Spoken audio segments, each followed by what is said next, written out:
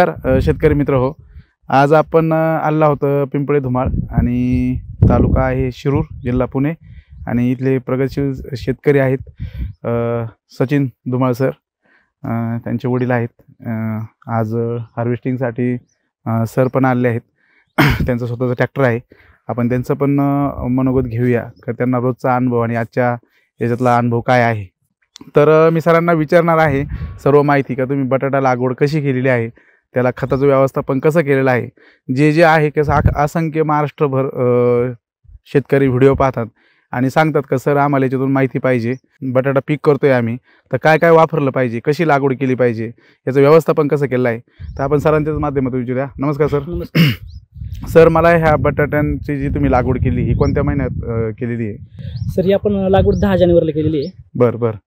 हे 16 गुंठे क्षेत्र आहे सर्व। टोटल क्षेत्र किती आहे? 16 गुंठे आहे। बर बर। हां, तर ह्यासाठी आपण 6 बॅग भूमी अमृत खत, 6 बॅग भूमी अमृत। अच्छा। आणि रूट कांदा स्पेशल आणि root care special 1 bag, root care 1 kilo. बर। आणि एक NPK 10-26-26, NPK 10-26-26। हां, बर बर। आणि एक बेन्सल 10 किलोची बॅग। बर बर। सर्व आपण पूर्ण पेरण्याच्या आधी आपण पूर्ण जमिनीमध्ये पसरून घेतलं। बरोबर। त्यानंतर आपण त्याला आपण काही कोंबडी खत पण टाकलेले थोडंसं। बर बर। हां हां। आणि त्यानंतर आपण ते ट्रॅक्टरच्या साहाय्याने ते पेरून घेतलं आपण। बरोबर। हां। पेरणी केल्यानंतर पाणी चालू केलं। बर बर। आणि आज जवळपास कंप्लीट 3 महिने झालेत की आज आपण बटाट्याचं आपलं हार्वेस्टिंग चालू आहे। बरोबर। आपण बघू शकतो सरांच्या हातात आणि माझ्या हातात, आम्ही मगाशी वेट केलं सरांनी, तर ह्या बटाट्याचं वेट आहे जवळपास 965 ग्रॅम, म्हणजे जवळपास 1 किलोचा बटाटा आहे। सरांनी व्यवस्थापन असं केलेलं आहे, ह्या माध्यमातून सांगाल तर सर तुम्हाला याचा खर्च किती आला, त्याच्यानंतर मी थोडंसं डिस्कस विश्लेषण करूया। तर तुम्हाला खर्च किती आला साधारणतः याला सगळा? सर, आपल्या खताचा खर्च आणि बियाणे खत आणि ट्रॅक्टरचा खर्च सर्व एक 15 ते 20 हजार रुपये खर्च आलेला आहे। 15 ते 20 हजार। 16 गुंठ्यामध्ये सरांना 15 ते 20 हजार रुपये मिनिमम सगळा खर्च आलेला आहे। एवढा तर येत नाही, पण सरांनी सांगितलं 20 हजार रुपये खर्च आलाय। खत थोडं जास्त टाकलंय आपण। बर बर। हां, भूमी अमृत खत आपण थोडं जास्त जोर दिलाय। बर बर। त्यानंतर आपण लिक्विड पण आपण सोडलेलं आहे, भूमी चार्जर लिक्विड। बरोबर।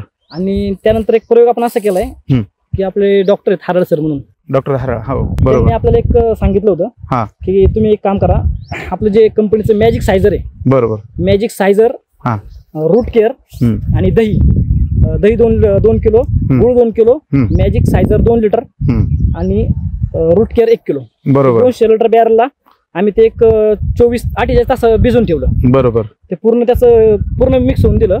बरोबर। आणि त्यानंतर त्यामध्ये स्प्रिंकलर वाटे ते आपण सोडून दिलं पूर्ण प्लॉटला। बर बर बर। त्यानंतर जी साईज वगैरे झाली ना, ही साईज आहे। हां, तुम्ही मला म्हणत होते का मला हा व्हिडिओ घेण्यासाठी शेड्यूल बिझी होतं मध्यंतरी, त्याच्यामुळे येता नाही आलं, पण सुरत मार्गे येता पुणे मार्गे येता सरांनी सांगितलं का तुम्ही उद्या आपण हार्वेस्टिंग करणार आहे।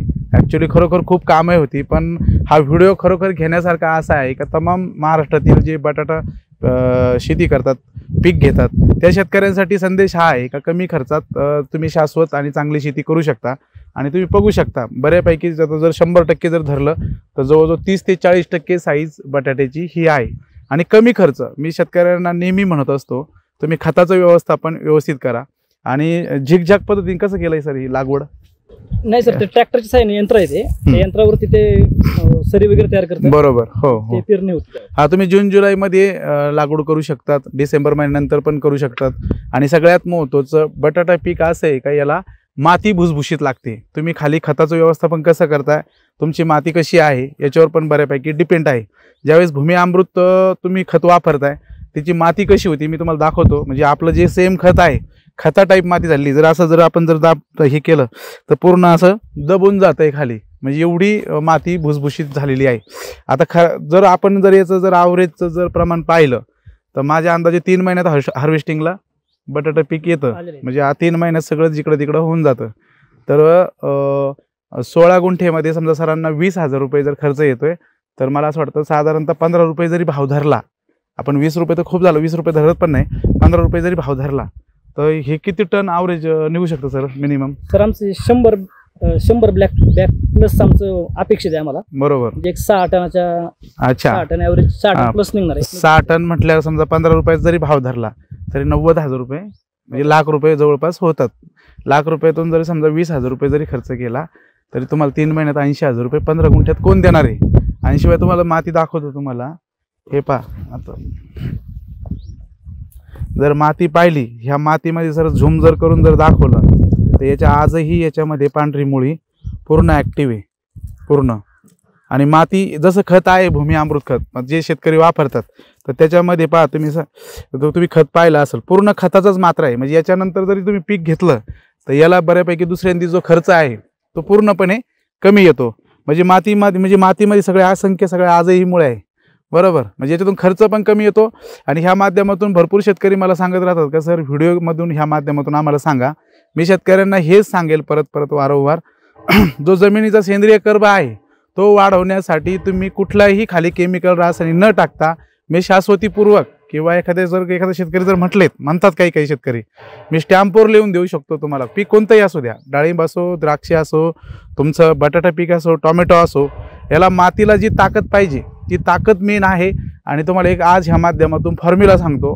तो फॉर्म्युला असा आहे की तुम्ही जर भूमी अमृतच्या जर पावडरच्या 10 बॅग घेतल्या तर त्याच्या मागे 10 किलो गुळ घ्या, 1 किलो रूट केअर घ्या. याच्या पलीकडे काही खर्च लागत नाही आणि सगळं एकजीव करून तुम्ही बेसल डोसला टाकू शकता. आणि त्याच्यानंतर मी शेतकऱ्यांना सांगत असतो का ज्या लिक्विडमुळे आज आपलं देशाच्या बाहेर नाव झालेलं आहे ते भूमी चार्जर, तर त्याच्यामध्ये गुळ आणि दही ॲडिशनल घ्या, जेणेकरून बॅक्टेरिया पण मिळून जातात दह्यातून, गुळातून कॅल्शियम मिळून जातो आणि आपल्या लिक्विडमधून कार्बन आणि ऑक्सिजन मिळून जातो. म्हणजे खर्च किती आला तुम्हाला, समजा 5 लिटरचा खर्च काय 1800 रुपये येतो, 1900 रुपये येतो. बॅगेचा खर्च असेल.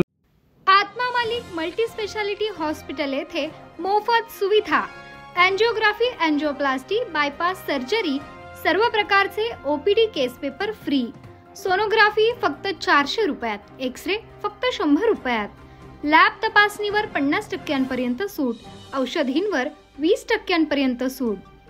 अधिक माहितीसाठी संपर्क 90 90 91 91 96 तसेच 7304 75 56 55.